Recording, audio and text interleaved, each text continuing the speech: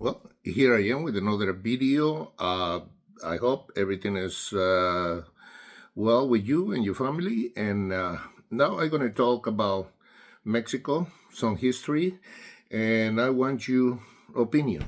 Okay, um, Mexico. All of us we know that that Mexico lost about 50% of their territory. And so now I'm going to talk about that, and I'm going to bring a lot of history on it. But Mexico will recuperate the northern territory, and I want you to put a lot of attention because I'm going to bring you a lot of history on this. Okay, um, Mexico lost more than 50% on his territory in the conflict with United States. You might remember the Battle of Alamo. I will tell you the story that you will make your own conclusions about this. On May 1822, military groups proclaimed Agustin de Iturbide Emperor of Mexico. And he was crowned in July 21.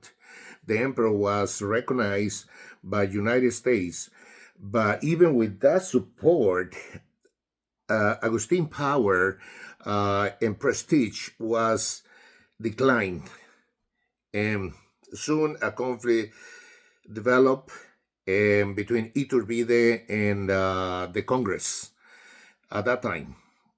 In October 31st, 1822, the emperor dismissed the Congress and ruled through an appointed man, which they call a junta, uh, which was condemned as arbitrary and caused a revolt among the leaders and General Antonio Lopez Santana, and was uh, supported by the people and the military. And Iturbide, the emperor, was arrested and shot. When Lopez de Santana, at that time, was president and proclaimed a Mexican Republic on October 2nd, 1823. It was supported by the people and the military also. Uh, when the Republic was adopted, do you remember, Iturbide was shot, it was killed. Uh, and also in 1824, the Mexican people did not have experience in self-governing. So the economy was precarious and very poor because of many years of fighting. Some support the Republic and others the Spanish loyalty, royalty, del virreinato. It was a political instability. Therefore, Mexico had to borrow some money from other nations with a high interest. After the downfall of Iturbide, the power to the president swung about between Federalistas and Centralistas. Guadalupe Victoria became president in 1824, by the Federalistas, and then in 1829 was Vicente Guerrero. Then after him, Santana became president again. This man was president so many times in Mexico history. And so this one happened in 1833. At that time, it was a crisis in Mexico, and about 30,000 30,000 United States immigrants had populate previous desolate area of Texas. So Mexico closed the border on 1830 because to stop immigration, uh, because people don't go to Texas anymore because that caused a threat to Mexico. So Santana adopted a new constitution in 1836, and in the process, eliminate the rise of the states, vestige of the rise of the states. Then Texas rebelled against that, and then Texas declared itself an independent republic. Santana crushed the forces, the revolt in Alamo, but he was defeated. And was captured by Texas forces in April 1836. To Mexico made no further effort to reconquer Texas. So it was a mistake from the Mexican people. Mexico refused to recognize the independence of Texas. At that time, a doctrine was known at that time in the United States as the Manifesto Destiny, which they brought that in the United States. And it says that made by United States Express a belief that it was the destiny of the United States to occupy the North America continent and also Mexico. And so Mexico, United States attached the Republic of Texas in 1845 and claimed that the southern border of Texas was Rio Grande, but in reality, the boundary always has been the Nueces River. The United States President James Polk tried to secure an agreement on the Rio Grande as a boundary and purchase California. Mexico refused to discuss either matters. Polk ordered troops to occupy the territory between the rivers, and in April, Mexicans fought against the invasion. Polk declared war against Mexico. In April 1846, United States troops captured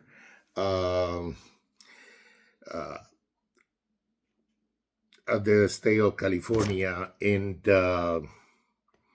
United States troops captured New Mexico and the state of California. Santana reemerged as president again of Mexico in September 1846, and General Taylor and Santana fought a close battle at Buena Vista. Santana was forced to retreat on February 23rd in 1847, and another general from United States defeated Santana in the Battle of Cerro Gordo. It was a big fight between the United States and Mexico, and capture Mexico City, which was the main point of the United States, capture Mexico City, because from that is when it came all the forces in September 14, 1847. Mexico negotiate peace with United States in February 2nd, 1848, of the Treaty of Guadalupe Hidalgo, which some of you are very familiar with that treaty of when Guadalupe Hidalgo is when Mexico lost all this territory. That terminated the fight between Mexico and United States. Uh, and Mexico gave up the territory from Rio Grande and the Gila River, and United States paid to Mexico $15 million, and also 3,250,000 in claims against Mexico. Uh, after the war, after this battle, in 1853, conservatives seized power and invite Santana to become dictators. That's why you see Andrés Manuel López Obrador talk so bad about these conservatives, because they always do that. They are traitors to Mexico.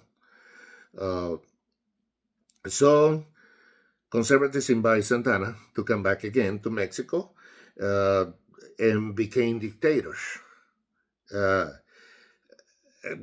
He sold more territory of Mexico south of the Gila River to United States to expand his army for $10 million. This was signed by James Gadsden. That's why they call him the Treaty of Gadsden, the ambassador from United States to Mexico, in December 30, 1853. This was the last territory that Mexico lost. This was part of Arizona and New Mexico in 1854. And it came another rebel, Ignacio Comonfort, a liberal rebel against Santana, and he forced him out of the presidency. And Mexico, until now, considers Santana a traitor to Mexico. And he died in 1876. But still, they have in the mind of the Mexican people, Santana was a traitor because he sold those territories, to United States.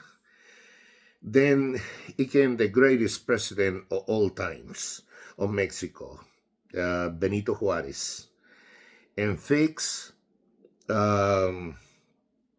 so many things in the Mexican Republic through the reforms, which were again, that one of the great battles, transformation of Mexico, the laws of reformation, la reforma, las leyes de reforma, como the same time as Andrés Manuel is fixing a lot of things that the conservatives did in the past in Mexico for, I think, about 32 years. So now he's fixing all of this. And it was the same thing that Benito Juarez did also with the leyes of reforma. Now, this is my own opinion and predictions. I told you in the very beginning of the video, the northern territory is going to recuperate. Mexico is going to recuperate the northern territory. How this is going to happen? Well, I will tell you. Just listen careful. See if you agree with me in this. United States, we know, all of us, even that I am an American citizen, I live in United States, but I still see things that are wrong, United States always been expansionist, and also an opportunist. It bring any opportunity they have to take over any country. It doesn't give anything free. In return, United States is gonna get something, and you know about this. You know the history of the United States. The Bible says the love of money is the root of all evil. And, money changed a lot of people. Uh, so at that time, United States took advantage. That's why it took more than 50% of the territory of Mexico, the Mexican territory, uh, because Mexico was very poor, was weak due to independence. Remember, it was his independence from Spain because of the Virreinato, and so it, just to change to be subject to Spain and now free, it was a lot of expenses about this. Uh, and then also to build a new republic. Uh, then also came the problem with Texas. Texas won the independence from Mexico. That was another problem that Mexico has. Uh, so Texas claimed from Mexico, and USA, United States saw the opportunity to expand their territory. Now that territory is going back to Mexico by the same strategy that United States used at that time. Send immigrants to Texas, and now many immigrants from Mexico. Do you see what happened? It's the same strategy. Now there is a lot of immigrants that come into Mexico, and that was going to happen. It's populating all these states in the United States, and eventually all these states we're going to be minority. At the point that we will be majority, not a minority anymore, race in the United States. This will soon is going to happen because if you check statistics, Mexicans families has from 7 to 10 kids. American families has only 1 to 3. The Spanish language are all over the United States. According with the last statistics, Texas has 40% on Spanish residents, California 40%, Arizona 32.5%, and this is the recent statistics. New Mexico 50.2%, Nevada 30.3%, Florida 27.1%. Now, let me emphasize all of these things that I say, and it's just history, but this is my own opinion that this territory is going to go back to Mexico. Now, let me emphasize this. This happened in history. None of us are guilty of the action of the dictators, tyrants, and oppressors. Some of them are just dust at this time, just dust, just earth, dirt. What's Latin word? Pulvis ut pulvis. Dust to dust. Some of them is just dust. And I hope those that are still alive repent for their action and change. As God lives, all of them will pay, whether in this life or the other life. Because we see some dictators, even now, in the world. So we have to love everybody because we are made in the image of God. and we have the same blood running through our veins. And so now what I need is just your comments, and God bless you.